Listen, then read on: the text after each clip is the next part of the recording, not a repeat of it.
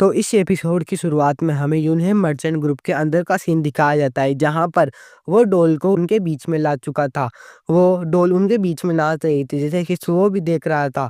वो लेडी भी कहती है, सच में ये तो एकदम इनक्रेडिबल है, ये मिस्टीरियस नहीं लगता क्या? तभी उसका फादर भी उसे देखता है और अफेयर्स का मिनिस्टर कहता है, ऑफिसर पो जियांगसू इससे लोगों को फंसाते थे, मुझे यकीन नहीं हो रहा। तभी उनका कमांडर भी कहता है, ये पपेट तो खुद से नाच सकता है, मुझे यकीन नहीं हो रहा। और ऐसे ही वो बातें कर रहे थे, तभी वो कहता है, हम इसे बेच सकते हैं, देखो तो सही। तो कमांडर भी कहता है, क्या सच में? मुझे आपसे ऐसे ही उम्मीद थी, इंटरनल अफेयर्स के मिनिस्टर। तभी वो कहता है, बस इसे थोड़े कपड़े पहनाने हैं और थोड़ा डेकोरेट करने के बाद ये बहुत ही महंगे दामों पर बिकेगी। तो सुओ भी अपने मन में सोचता है, इसी कारण से इन्हें इंटरनल अफेयर्स का मिनिस्टर कहा जाता है। और वो कहता है, अभी हमारे पास सबसे इम्पोर्टेंट काम है कि इन पपेट को कस्टमाइज करना और हमें मिस्टर सोंग की प्रॉब्लम को भी हल करना है।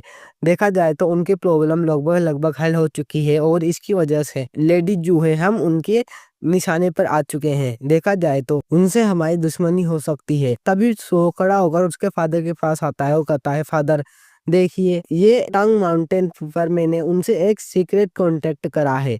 तभी उसके फादर उसे देखते हो तो पूरी तरह से चौंक जाते हैं और कहते हैं, snow soul flower, white tiger, spirit flow air और स्नो जिंगसेंग एती रेयर हर्ब, वो भी वुटांग माउंटेन में कहाँ से आई? तुम्हें इनके बारे में कैसे पता चला? तो वो भी कहता है, मुझे इनकी थोड़ी जानकारी थी।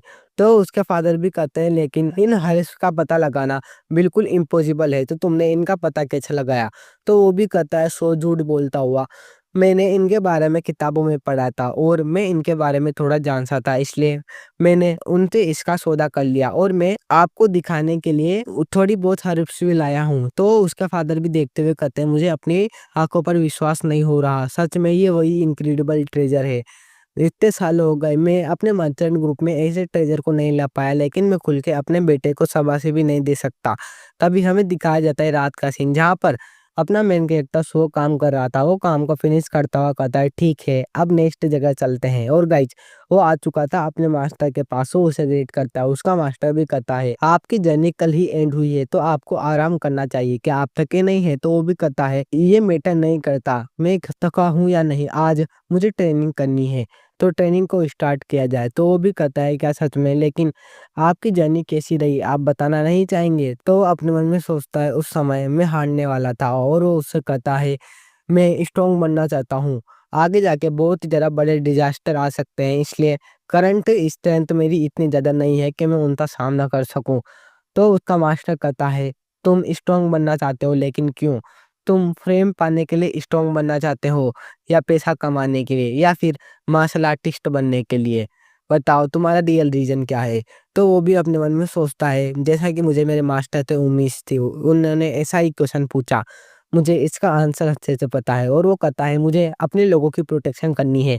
तो उसका मास्टर भी कहता है, मैं समझ गया। और वो स्माइल करता है, फिर कहता है, तो ठीक है ट्रेनिंग को स्टार्ट करते हैं, अब मैं तुम्हें सिखाऊंगा एक शॉर्ट टेक्निक। तो वो भी कहता है, शॉर्ट टेक्निक? और अपने मन में सोचता है, पिछली लाइफ में तो फिजिकल स्ट्रेंथ की ट्रेनिंग करते समय मेरा बहुत समय वेस्ट हो चुका था, लेकिन इस बार ऐसा नहीं है। और उसका मास्टर तलवार निकालता हुआ कहता है, मैं सिखाऊंगा तुम्हें 12th form snow dragon short technique.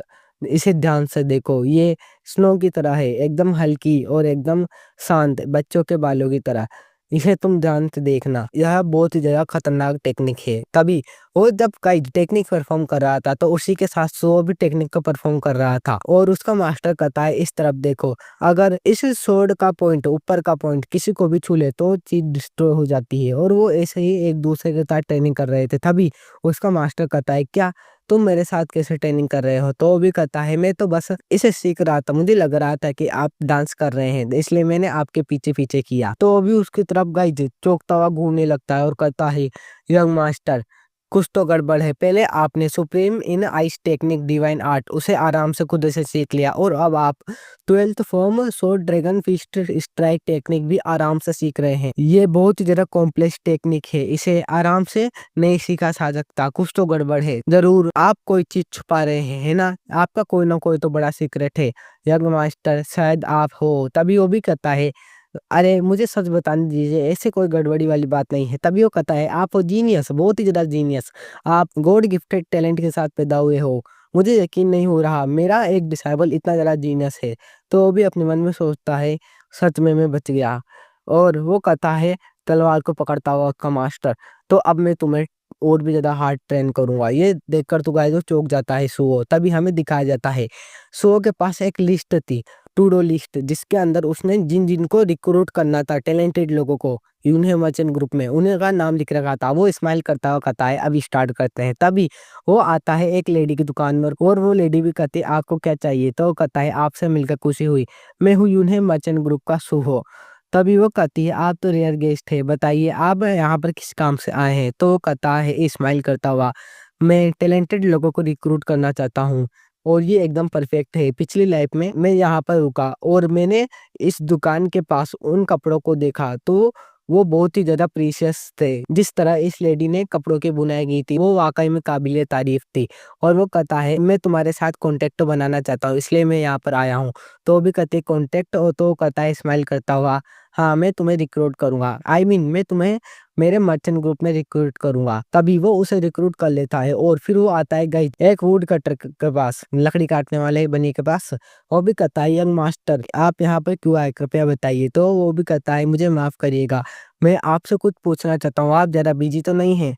मैं आपको एक काम देना चाहता हूँ, मेरे प्राइड को साइड में हटाते हुए मैं तुमसे एक रिक्वेस्ट करता हूँ। तो वो भी इमोशनल होता हुआ कहता है क्या सच में? बताइए आपका क्या काम है? तो कहता है आपको बस डॉल्स के चेहरे बनाने हैं। तो वो भी एनर्जेटिक होते हुए कहते हैं हम आपका काम करेंगे ज़रूर। और गाइस ये काम भी उसका पूरा हो जाता है। और गाइस ऐसे ही वो लोगों को ले रहा था तभी वो आता है रात में उसी लड़के मिल के बाद वो डॉल के ऊपर काम कर रहा था। सो वो उससे कहता है रात बहुत ज़्यादा हो चुकी है, ज़्यादा काम मत करो वरना तुम्हारी हाइट नहीं बढ़ेगी। तो वो भी कहता है मेरी हाइट बढ़े या ना बढ़े मैं तो बस आपके उपकार को रीपे करना चाहता हूँ। आपने जो हमारी मदद की है अब मेरा पूरा परिवार आपके प्रति ग्रेटफुल है। तो वो भी कहता है अगर तुमने कॉन्टैक्ट किया है तो मुझे ऐसा तो करना ही था, इसमें कौन-सी बड़ी बात है? और वो उसके बाल पकड़ता है फिर कहता है बैठता हुआ ठीक है, जल्दी अपनी प्रोग्रेस मुझे दिखाओ। तो वो भी कहता है ये देखिए ये अब डॉल रेडी हो चुकी है, इसको मैंने कपड़े तो पहना दिए हैं, मैं इसे अपनी सिस्टर को दिखाना चाहता हूँ लेकिन मैं जब उसे ये नहीं दूँगा तो वो रोने लगेगी, निराश हो जाएगी। तो वो भी कहता है सच में लेकिन तुम चाहो तो उसे ये दे सकते हो। तो वो भी कहता है रियली? तो वो कहता है हाँ, क्योंकि ये एक प्रोटोटाइप है ना कि कोई रियल डॉल। जैसे ये कंप्लीट हो जाएगी हमारे यूनियन मर्चेंट ग्रुप में इसको एक प्रोडक्ट के रूप में बेचेंगे। तभी हमें दिखाया जाता है वो उस प्रोजेक्ट को जब वो बेच रहे थे तो मास्टर सोंग भी कहता है सच में ये तो सेल्फ डांसिंग डॉल है, मुझे यकीन नहीं हो रहा। और उसकी वाइफ भी कहते हैं इनक्रेडिबल कितनी ज़्यादा ब्यूटीफुल है। और वो उससे कहती है डियर क्या तुम इसे खरीदोगे नहीं?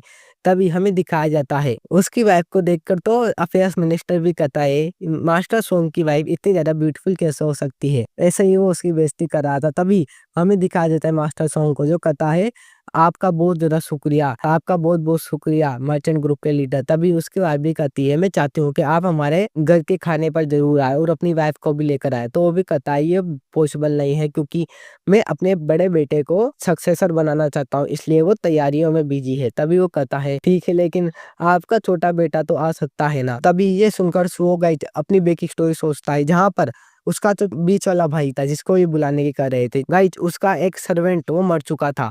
वो बहुत ही ज़्यादा दुःख में था, वो इधर-उधर चिल्ला रहा था, कोई तो इसकी मदद करो। वो डॉक्टर को बुला रहा था, तभी वो मर चुका था और उसे देख रहा था अपना मेन कैरेक्टर सुओ। वो कहता है उस समय उसका एक लॉयल बॉडीगार्ड मारा गया और मेरा भाई जे हो वो बहुत ही ज़्यादा परेशानी में था। मैं उस समय कुछ नहीं कर पाया। अगर मैं लोगों को वहाँ से निकाल देता तो उसे बिना फालतू मरना नहीं पड़ता। मेरे फादर भी दुखी हो चुके थे। उस समय मेरा भाई वो सदमे में जा चुका था। मैं अब मेरे भाई को वैसा नहीं देख सकता। मेरे पास भी एक गार्ड है, अगर वो मर जाए तो मैं भी निराश हो जाऊँगा। और वो उसकी तरफ देख रहा था तो वो भी कहती है इससे क्या हुआ? तभी वो अपने मन में सोचता है तो ठीक है, मैं अब उसे मरने नहीं दूँगा। और गाइस हमारा ये एपिसोड यहीं पर ही एंड हो जाता है।